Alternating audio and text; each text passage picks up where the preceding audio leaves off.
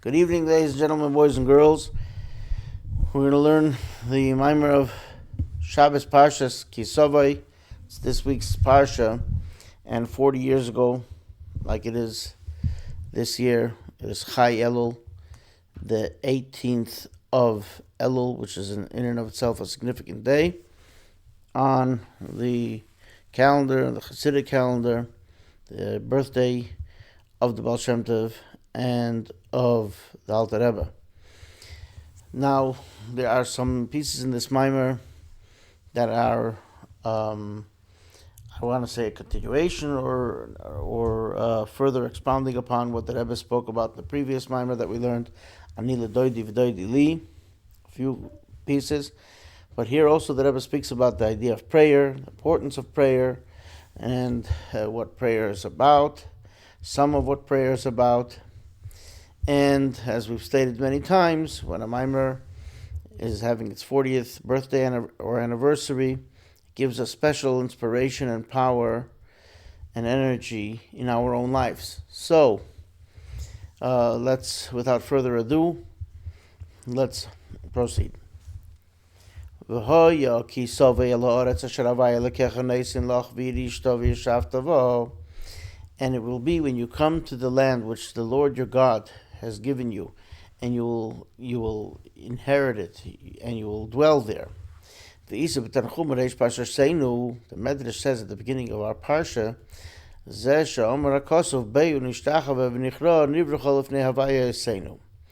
this is what the verse in Tehillim 95 means when it says, "Let us come, bow down, and prostrate ourselves, and bend our knees before God who has created us." Now, just on a side note, this is also what Adam said on Rosh Hashanah, which we're coming up to the whole creation. Let us praise God who created us. But the Medrash there says, it connects this to the mitzvah that is subsequently said in the subsequent verses of when you come to the land, you will give your first fruits to God by giving it to the Kohen, to the priest in the Holy Temple. So, the Medrash says that this is the verse that says, let us bow before God, our Creator, and the Medrash continues. Moshe Rabbeinu saw with his holy sight and Holy Spirit that the temple, the Holy Temple, will be destroyed in the future. And the time of the destruction, when the temple is destroyed, then the first fruits will not be given. That will cease until Mashiach will come. We'll do it again.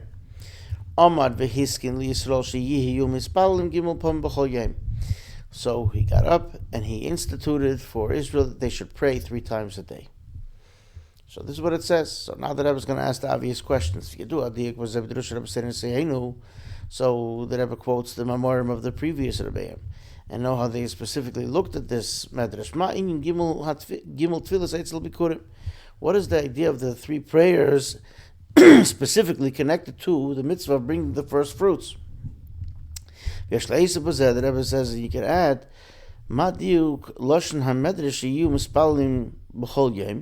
what does the Medrash specifically say that they should pray every single day? If it's something that is compared to Bikurim, then why would that be something of a daily thing? The mitzvah Bikurim is once a year, in a specific time of the year, in a limited time in the year.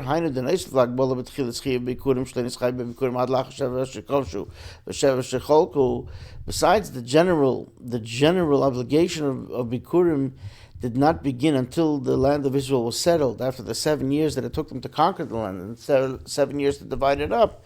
But then there's also a limited time within the year, a specific time in the year, that the first fruits could be brought. Me'at Seres ad Hachag, from the festival of Shavuos till Sukkot.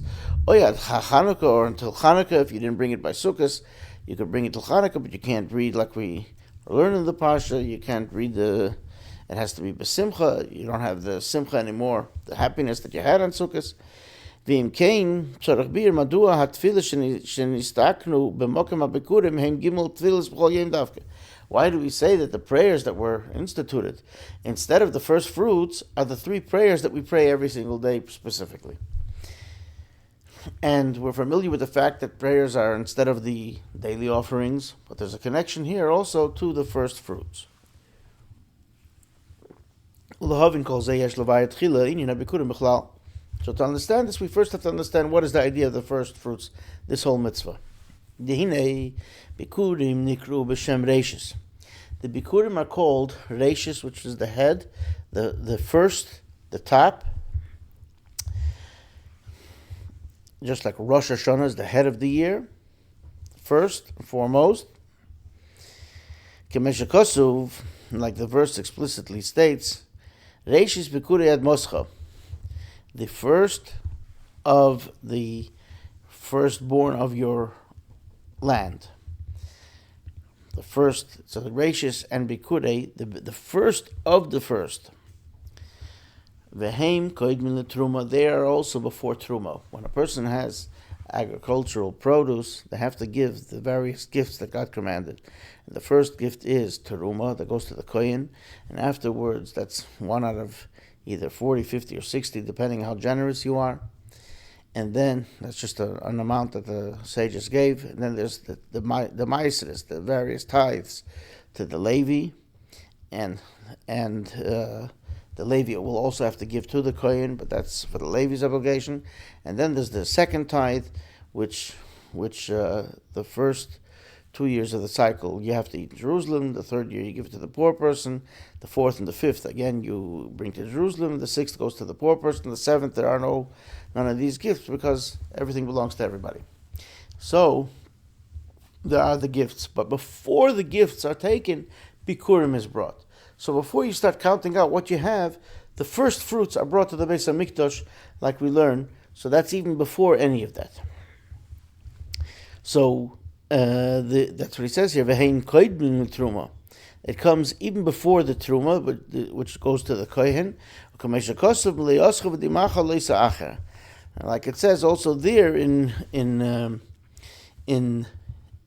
Parshas Mishpatim, that when you have the completion of your fruits of the field, it's the first fruits, and your truma, the dimacha. There Rashi says he doesn't know the etymology of the word dimacha. It comes from tears. Maybe people are crying tears of joy that they're able to give produce. But if Rashi didn't say that, so maybe we shouldn't even suggest anything. Maybe some people are crying that they have to give. God forbid. Anyway, milioscha v'dimacha is a reference to bikurim and teruma. Loisa'acher, you should not delay giving. Shabikurim, so here it says milioscha first. That's a reference to the bikurim. That goes first. Shabikurim kedmin teruma. Bikurim go before truma. You're not allowed to delay. You're not allowed to give later something they have to give earlier. Kipsaka Rambam, like the Rambam brings as the halacha, as the ruling.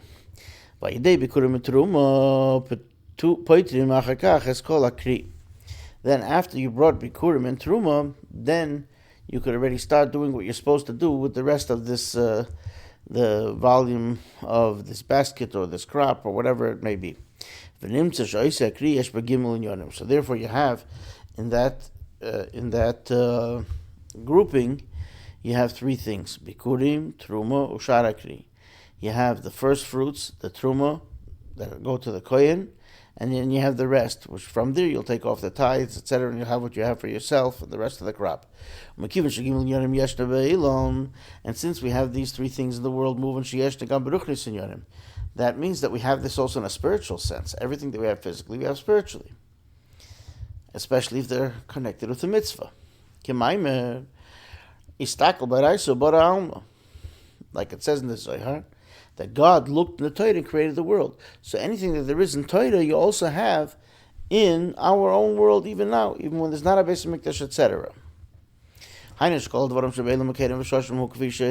So therefore everything that we have in the world is the way it is spiritually. So we certainly still have this in a spiritual sense, because the spiritual sense comes first.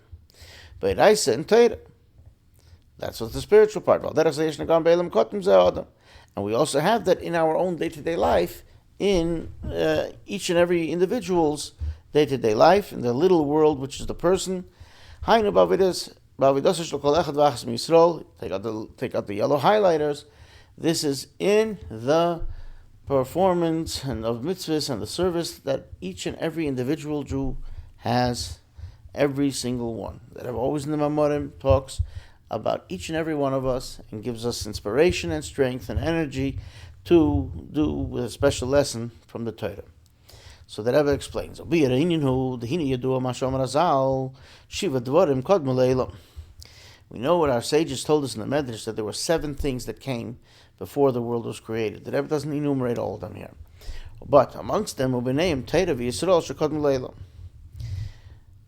the Torah and the nation of Israel, the Jewish people, preceded the world. But there's a discussion. I don't know which one came first. This is a discussion in the Medrash. Chassidic talks about this too. So but Chassidic brings the Medrash of Tanah Dve'Eliyahu.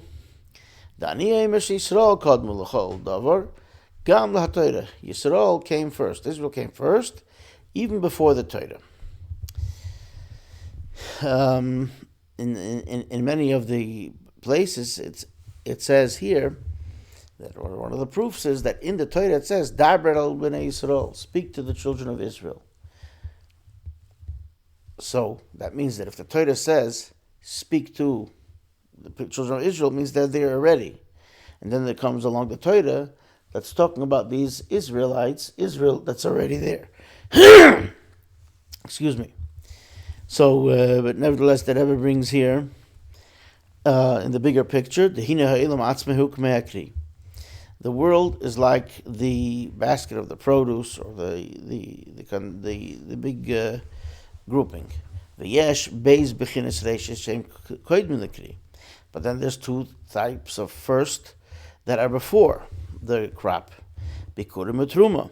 The first fruits and the Truma, which are both referring to, in this analogy, Vehem Torah Yisrael. That would be Torah and Yisrael. And it's interesting here because the Rebbe doesn't say here Yisrael v'Torah. It says Torah v'Yisrael. So this would be going like Milmata Lamaila, even though it's Yisrael that's referred to as the Bikurim, which came first in the what the Rebbe says, and Torah, which goes with Truma, as we'll see. Like it says, Rashi says in the beginning, the word Bereshis, it's in the beginning, God created heaven and earth, and there he says, the world was created for the Torah, which is called Reishis, and for Israel, which is also called Reishis. So this idea of Reishis, the first and beginning, they're all connected. The world has a beginning, the Torah and Israel. The Torah is Truma. So now Torah is Truma. Why? Because look at the word Truma. The word Truma has in it the word Torah.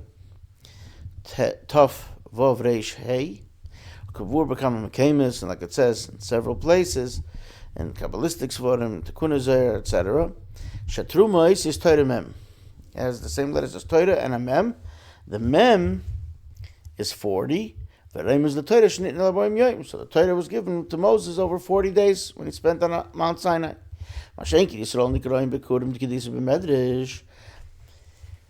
Israel is called first fruits, like it says in the Medrash Al Posuk. Like it says in Hosea. Like the first fruit of the fig tree. The next word there is Reishisa, which also is Reishis. But there it's comparing the Jews to that. But there it goes specifically on our ancestors, on the forefathers, the Koyal Ovis, Shenikroim Bikurim, they are called first fruits, Bakamacher Isa, and the Zohar comments, the Yisrael Bechlal Nikroim Bikurim, that Israel is called the first fruit. Now this is many of the Mamorim, and we've learned this idea, and the Rebbe will mention it here in another way, that we are rooted in the deepest and the most select and refined way in the mind and the wisdom of God in his brain, so to speak. And therefore, just like offspring are there, so therefore we're rooted at that highest level. So the Yisrael b'chlal nikraim bikurim u'b'neim gufa yeshna achilik ben bikurim l'truma. Now, within this itself, there are the two first offerings that have to be given to the kohen. So there's the bikurim, the first fruits, and the truma. The geshem shabikurim kohen l'truma kach Yisrael kodem l'Torah. Just like bikurim have to go, like we read in the verses, the first fruits have to be given before the truma, which is separated and then donated to the kohen, the 40th or 50th or 60th. The keshem shebikurim kohen l'truma kach Yisrael kodem l'Torah v'hafesh b'neihem b'teichen ha'inenu. What is that specifically and allegorically? What is the difference between these two things? The masha Torah kodem l'elam hikimoi kedimas hatruma l'kri. The way Torah precedes the world is like teruma is the first thing in the crop that has to be separated. Shatruma yesh l'kesher v'shayches el hakri. The truma has to be taken off first, and then you can start with the tithes and what you take home. Not what you take home, but what you use for yourself. You don't have to give it until you bring it home. That's another law. Sharei mafrish l'moisam min hakri. So, but it has to be separated from the basket and from the harvest. Now, it happens, interestingly, the first fruits have to be already marked off when they're still in the tree. And when it's right at the beginning, he has to take a red, let's say a little rubber, and tie it onto the fruit to know which ones were the fruit first. The mere fact that we say that the Torah preceded the world, that shows that means it's connected to the world. But it precedes the world. And it's a limited. It precedes it in a limited way. Indeed, it says that the Torah is 2,000 years older than the world. Like it says in several Mamorim, including the Maimer that's traditionally said by a bar mitzvah boy, that this also means it preceded the world in stature. It's older, 2,000 years in its stature. It's different. And why 2,000 and not 2001 or 3,000? So that's something that I was pointing out here. It's a limited sense, whatever that means. But Israel preceding the world, that's like the first fruits. They're completely not in the same realm. It's not even in relation. It's a whole different thing. It's not a question of a certain amount of years. It's on a whole different plane. And just like we have the idea of the Truma donation and the first fruits in the world, again, take out the yellow highlighters. We have this in the service of each and every individual amongst Israel. And as we understand also from the aforementioned saying of the sages, that Bereshis, meaning the creation of the world in the beginning, was for the purpose of Israel and for the purpose of Torah. The whole creation of the world was that Israel should fulfill the Torah and keep the Torah. Therefore, then everything that is in Torah we have in the way we serve God. Every individual, every person. The Adam Lamal Yivalet. Like it says in Job, a person was created to toil, to work. And this is for the purpose of fulfilling God's creation. But you know, so Truma in serving God, that is Torah study. Shahu inyan hadeshis, that has to be the first and foremost and the greatest, highest stature.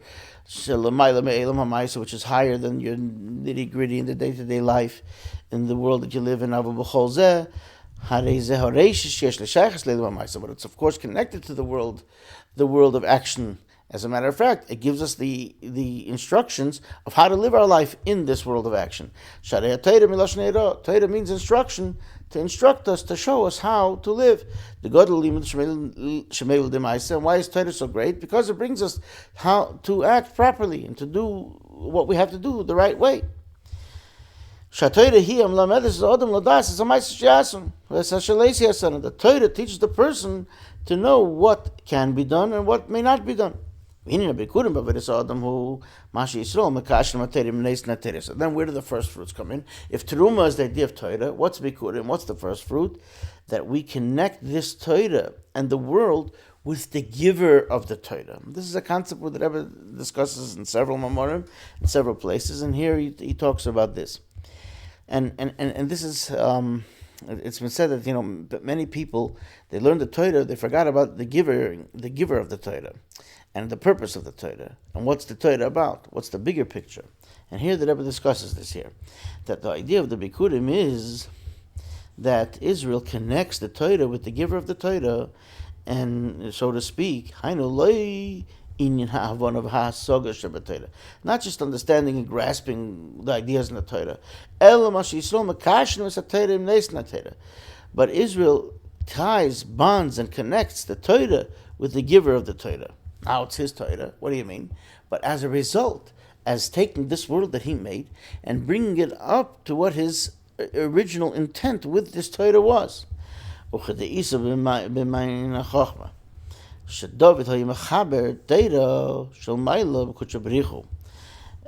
like it says, and this is brought in other Sfarim of Chassidus, that King David was connecting the Torah, the supernal Torah, with God. And as the Talmud puts it, the Gemara says, that before we study Torah, we have to make the blessing on the learning of the Torah, to draw it down, to recognize the significance of the Torah, the giver of the Torah, the purpose of the Torah study.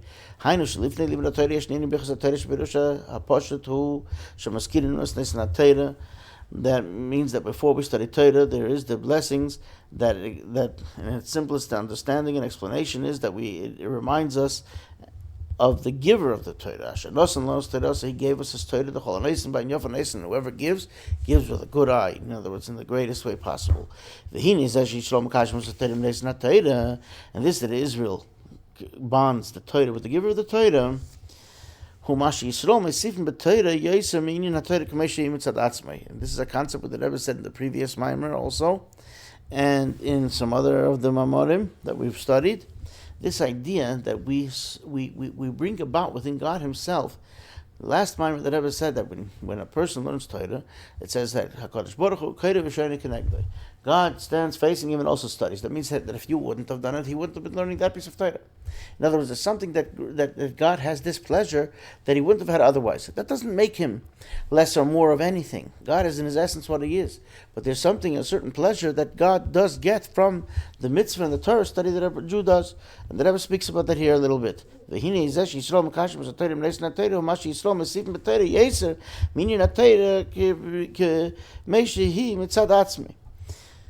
So when we bond the Torah with the giver of the Torah, it's what Israel increases in the Torah something more than what the Torah would have had on its own. We can understand this with the way it works with the mitzvahs. A person, when he serves God, he increases something within the mitzvah itself. The mitzvah itself is nothing if it's not performed. In addition to that when a person fulfills the mitzvahs, they increase the godly light in the supernal realms. And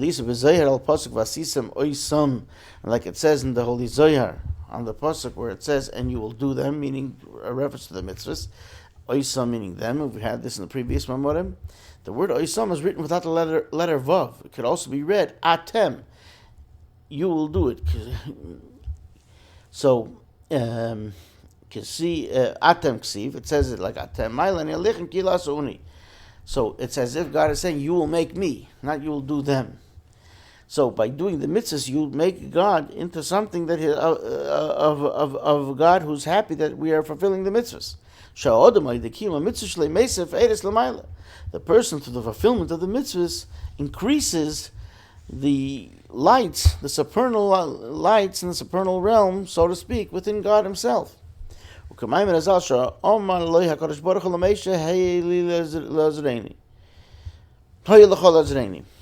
says to Moshe, and the Rebbe mentioned this also in a few of the memorim that we learned previously.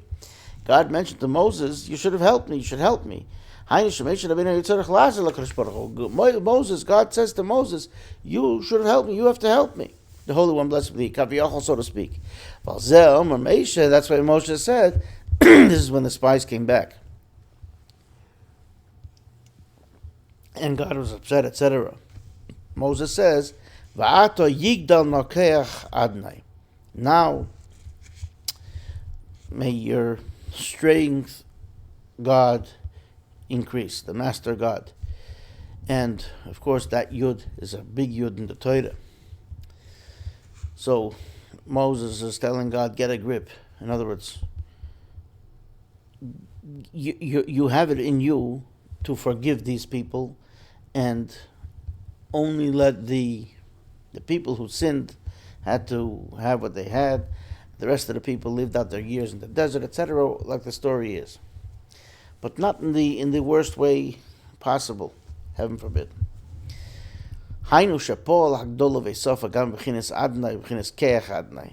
So Moses brought about and he effected an increase, a growth within God Himself, in God being the Master, the name Adnai, and in the strength that represents. Through this, God did have mercy, and there were the 13 attributes of God's mercy were drawn down on the people, and the children went into Israel, etc., etc. We spoke about this in the previous Maimer too, and this is Elul, the time when these attributes of mercy, the 13 attributes of mercy, are in play. And from Moshe, our teacher, this goes into every single person, every single member of Israel. Take out the yellow markers, the highlighters. The Rebbe is giving this strength and showing us that we have this within us. Through serving God, we, so to speak, increase the strength and the potential and the power within God and the supernal realm, so to speak. And more than that. We increase the mitzvahs themselves.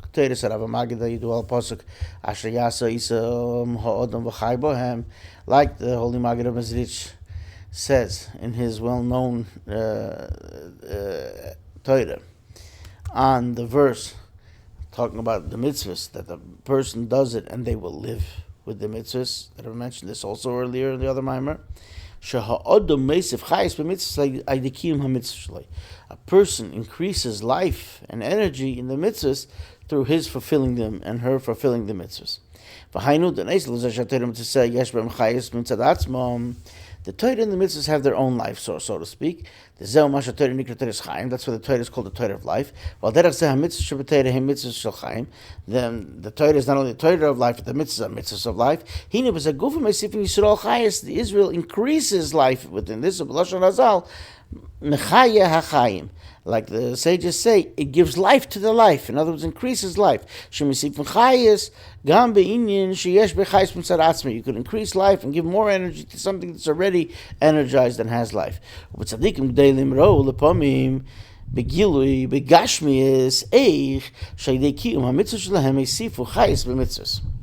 The Rebbe says something very interesting. Like we mentioned at the outset, it happens to be the birthday of the Baal Shem Tov, the Alter Rebbe. The Rebbe already quoted Torah from the Alter Rebbe, and here he's going to say a story of the Baal Shem Tov, or something about the Baal Shem Tov. It's very rare and very unique, I should say. The Rebbe should bring. There's stories only in a small amount of the Mamorim. The Rebbe will bring a story to illustrate something, and it's always very special. And I find also in El, the Rebbe, several of the El Mamorim, there are stories. But in addition to that, just the mere fact that the Rebbe brings it in here, I want to point out another thing, and that is the Rebbe calls it So first he gives his introduction. The Rebbe says, with the great tzaddikim ro lepamim, sometimes they saw a begilui in a revealed sense, begashmis in a physical sense. Actually, they kiyam mitzvah shlehem esifu chayis b'mitzvahs. Through their fulfillment of their mitzvahs, they increased energy and life in the mitzvahs. Uchenoida sipar Chassidim, and as it's known, the story of Chassidim, meaning that Chassidim told. This means that the Rebbe is also saying that he didn't necessarily hear this story from his Rebbe or see it in a source from the Rabbeim that the Rabbeim shared. But when Chassidim shared it, that was a source. But the Rebbe gives this disclaimer, so to speak, and or this encouragement. Chaneida sipur Chassidim, and here's the story. She'etzel habal Shem Tov nishmas Eden hoyu hatzitzes shebetalisei misnoi aois. By the Baal Shem Tov, the holy Baal Shem Tov,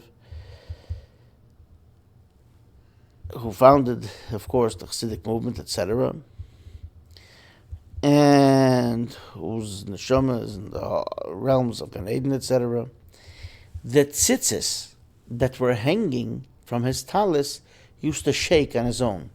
Now everybody's tzitzis shakes it maybe if they're walking around or if they're shaking the talis, but the Baal Shem Tov, when he was standing in one place and the talis was just resting over his shoulders, the tzitzis were the whole time shaking and wagging and waving on their own the whole time. It was like they were alive. This was something very special about the Baal Shem Tov. What is the Navalei? Well, first of all, if you tell it to anybody, we understand that that's a great thing. But the Rebbe is saying, look, everybody wears a talis.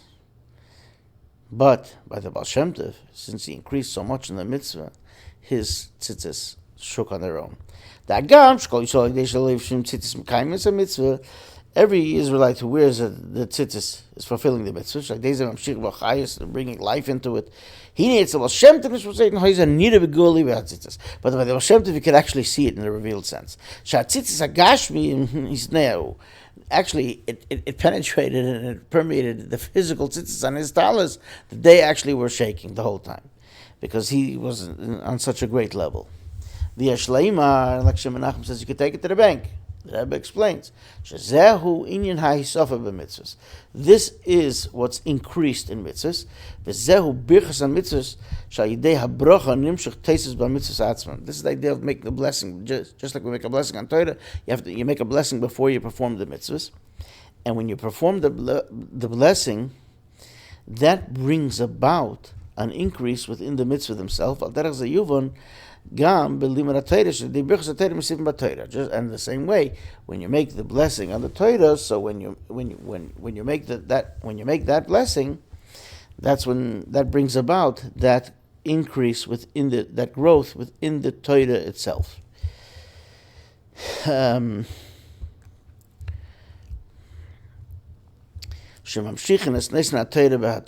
then we draw down the brachas, the idea of Amshachah, to draw.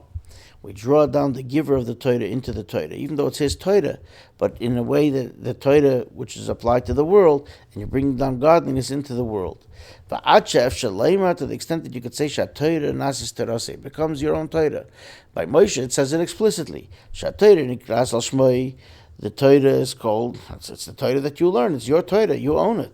Al derech Moshe Rabbeinu, like it says regarding Moshe Rabbeinu, in Malachi, Zichru Teres Moshe Avdi, remember the Torah of Moshe, my servant. Why is it called Moshe? Since it wasn't Moshe's Torah, it's God's Torah. So the Talmud explains, the Medrash explains, because he had self-sacrifice with the Torah, it's called on his name. So the Rebbe says there's a piece of this in each and every one of us. The Torah that you study becomes your Torah. Take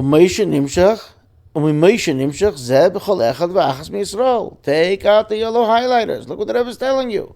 Just like it's called Moshe's Torah, it's called Yankel's Torah, and everyone else's Torah, whoever it is, whoever's studying Torah. From Moshe, this is drawn into each and every individual Israelite through self-sacrifice of Torah study. Moisifu b'Torah, you increase the Torah, and the Torah is called by the person, the name of the person who's studying it, because you study the Torah. And this is something phenomenal. And we have to take this to heart. We have to realize that when you study Torah, it becomes yours. And you own, it's your piece in Torah. This is the first fruits in the service of the person.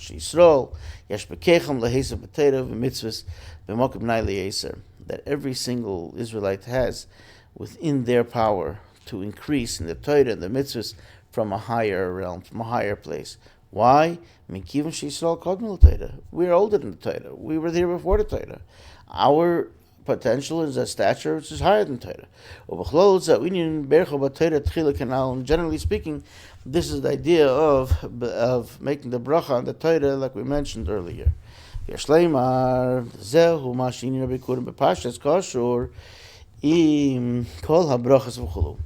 And this is why the idea of the first fruits are connected to blessings. A person asks God also to bless us when we bring the first fruits. We thank God for the blessings that He gave and ask God to continue to bless us. And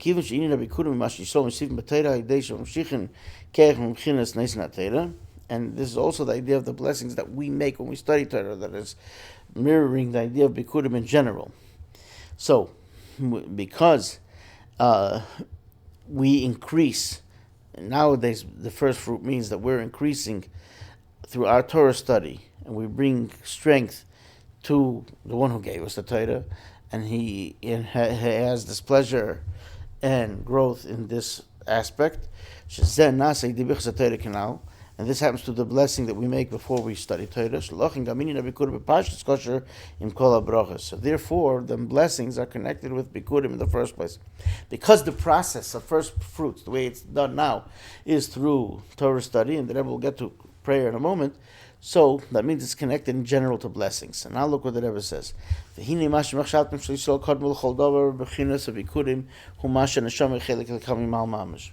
This whole idea that Israelites were before everything, the idea of the first fruits, is because the soul is a portion of the God from above, and actually so.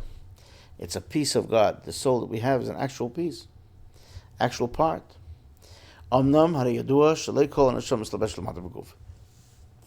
well known that not the whole soul is here below in the body. There has to be still a piece that remains at the source. In other words, the soul is a part of God that is a very dynamic part, but it's something which it's not divided up, but it has different properties. So there's part of the soul that comes into the person, and there's the part of the soul that stays by God, so to speak, that's within its original source. So that is called the charm. That's called the mazel. El yesh b'chinas mazel shem neshama l'mayla. The charm of the soul is still in the supernal realms. Now, the sages said in the Gemara, in the Talmud, that there is no mazel, no charm, no luck for Israel. You do a perish, what does this mean? Chassidic explained, it means that in addition to the fact that Israel doesn't have the connection to the celestial, the zodiac. Thank you. The zodiac, with the connection of how that would affect, like it does for the nations of the world. We don't have that connection, but they do have a higher type of a charm. Yesh la masal nailiyes of hu bechinas ayin she'eini musik, but it's a thing that's not grasped, that's not seen, that's not known. V'lamayla may have one of asaga tfisa. It's higher than any understanding and grasping it, and being able to encapsulate and understand. K'maymer les machshava tfisa bei, and like it says in the introduction to the Zohar, that the thought process of the person can't properly grasp this. This is in the encompassing realm of the soul. This idea, which is not describable, and therefore it's like nothing, so to speak, because we can't even understand what it is on any level. This is the charm and the mazel, the luck for Israel. It's not encompassing in a way that it doesn't affect. It actually affects because it's so super high, so to speak. There are other things that are encompassing that are just not involved in the permeating fashion. That's why you have to have what's the mamali, the part that comes into each thing and animates it, etc. And then there's the part that's in a more general sense that's equal because it can't permeate. This ayin is so high that it is actually in communication with the soul. But here's the point. It's only into communication when you can tap into its resource. And that's what we're going to speak about. That's done through prayer. It has an effect on the body. And like the sages say, even though you don't see it, but your charm sees it. There are certain things that you say the neshama understands, the neshama feels it. You don't feel it, you can't grasp it. Afagav the iul lechazu mazlayu chazu hainu shezeshem mazlayu chazu paul al neshama shebeguf lamata shir charad gdei lenofla leim. So even though you couldn't see it, but this that the neshama was able to see it brings about a certain awe within the soul that falls upon them.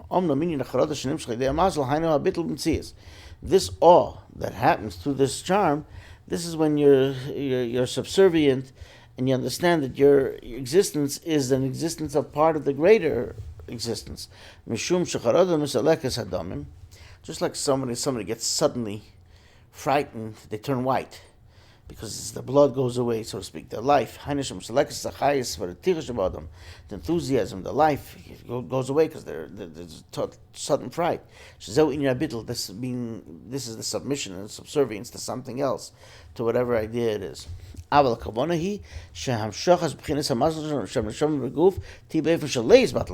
whole point is that you should really be in touch and tap into this energy of this mazel of the soul, and that it shouldn't be totally subservient in a way that you don't feel it. In other words, you should be able to be in touch with it so that you have even a greater awe. Ella adrab, on the contrary, then you'll love God and fear God with all your heart and all your soul and all your might. This can't happen on its own. This only happens if you work on it.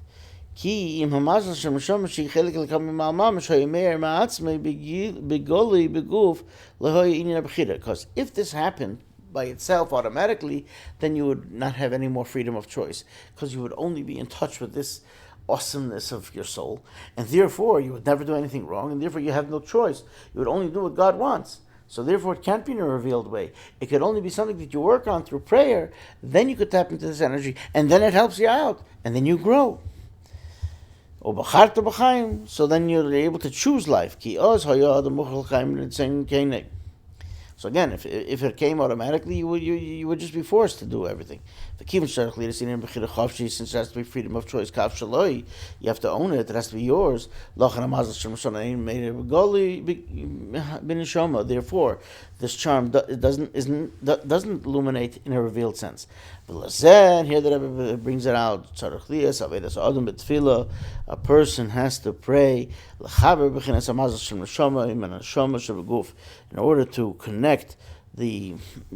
order to connect the mazel of the neshama with the body. This is the idea of prayer. It's a ladder which is lodged in the ground, but its head reaches the heavens. Meaning to say, it permeates the lowest realms, and it alights and it goes so high into the heavenly realm. The idea of prayer is to elevate the soul, which is the way it's here in the world, in all the nitty gritty, to the charm of the soul, which is in the supernal realms, and then to draw down from that level, to bring it down here, and then it connects to the soul, which is in the body. That's where the whole idea of prayer in Hebrew, the word tefillah means to connect. Like it says that when they're talking about in the Talmud of connecting things, like when you want to connect pieces of earthenware together, that's the Hebrew word. So tefillah means to connect, connection.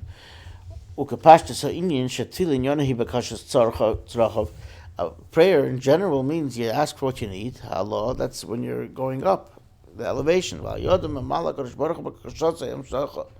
And then through the prayer, God fulfills the request.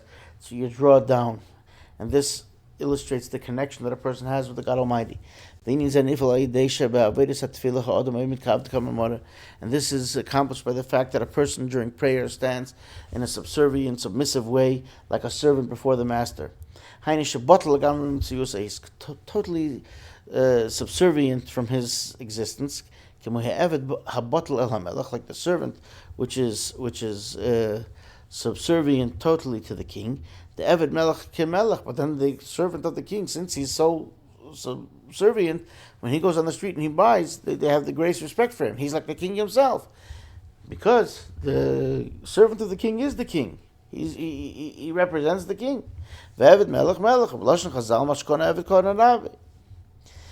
And therefore, anything that he buys, it belongs already to the king when he gets it. Anything that he acquires, it belongs to the king. Any servant, not only, in other words, any even if an individual had a servant, so to speak, but because he's subservient to his master. But that's the idea of how we serve God. So the halachic authorities try to discuss how this works technically, but in a deeper sense, when the person acquires this servant, they're already acquiring the rights to anything that they acquire. Not only that, they acquire all his acquisitions. Why? The servant is not considered his own existence at all. He's the existence for the master. And if a person is on this level, he could connect this level of the charm, which is in the supernal realms, to his soul here. And now the Rebbe is going to go back to what he started with in the Maimer. Now we know what the first fruits are, what the connection is to prayer.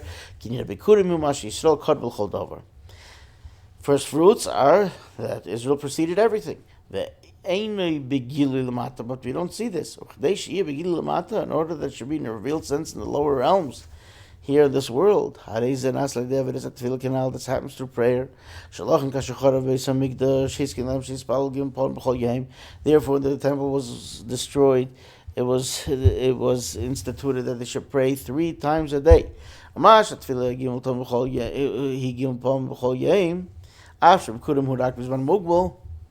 The Rebbe is going to answer here the question that he asked at the outset. Bikurim is once a year in a limited time. So why is prayer every day, 3 times every day of the year, minimum?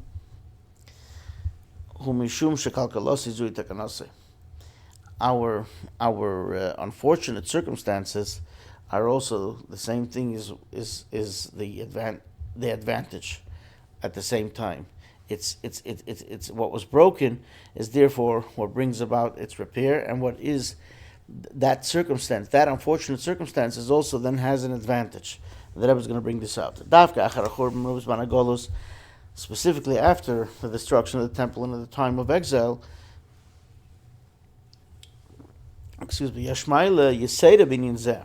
there's an additional advantage.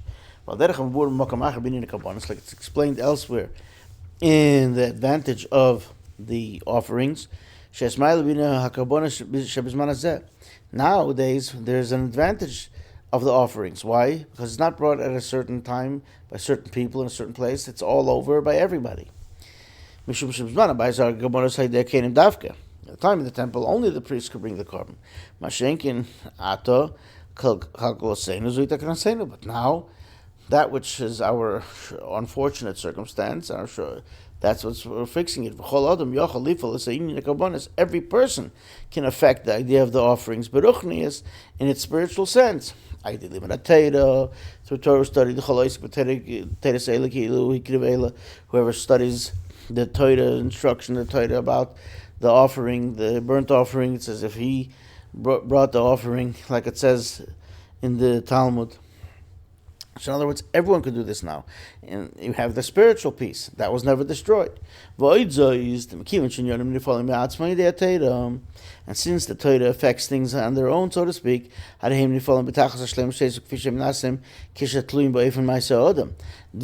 that happens even more so when they're done through what the person does, to the person's actions, to the person's deeds, following the Torah. And certainly through prayer, the tefillah, because prayer, and here the Rebbe brings the Gemara that says that prayer was instituted in the place of the offerings, so it's not just memory of the first fruits.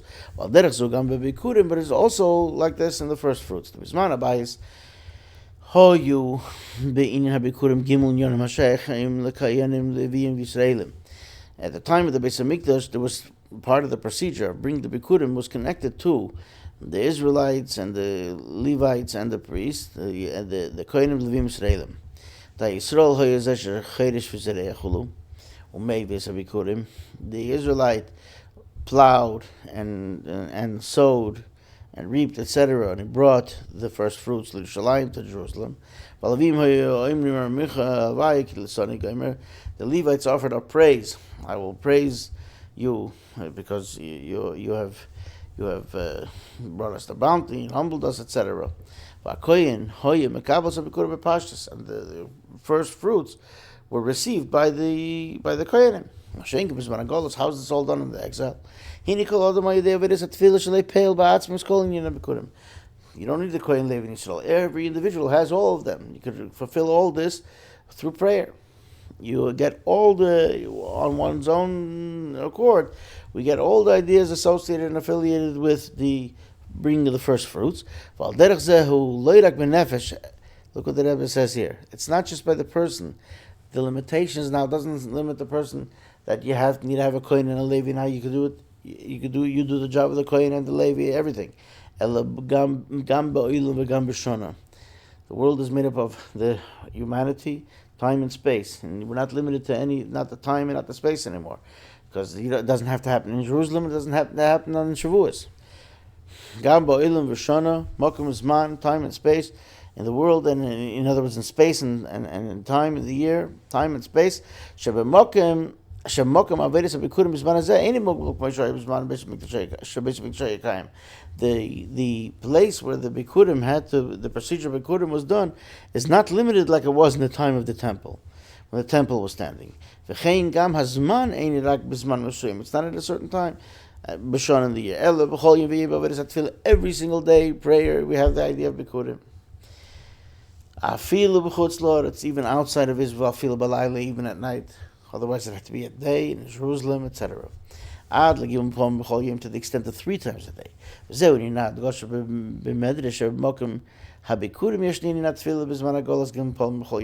Medrash is stressing, that the Rebbe brought at the outset, that's why the Bikurim, from Bikurim, because it's such a high level of connection, we have it 3 times a day, everywhere, in all time, in all place. Even during exile, even now. And now that I was going to finish up.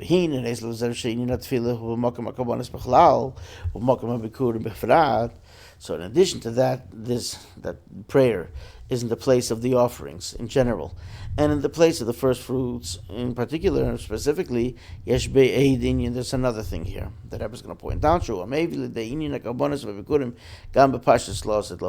It'll bring about that we're going to have once again restored the actual offerings and first fruits when Mashiach comes in the future.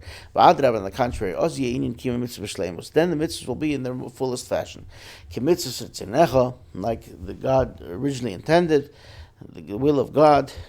Because since there was a demotion, so to speak, the dissension and the destruction which happened in between, this dissension was for the purpose of the ascension. This is why we finish off the Amidah consistently the whole year, during the week, and on Shabbos, and on the New Year, and Rosh Hashanah and Yom Kippur.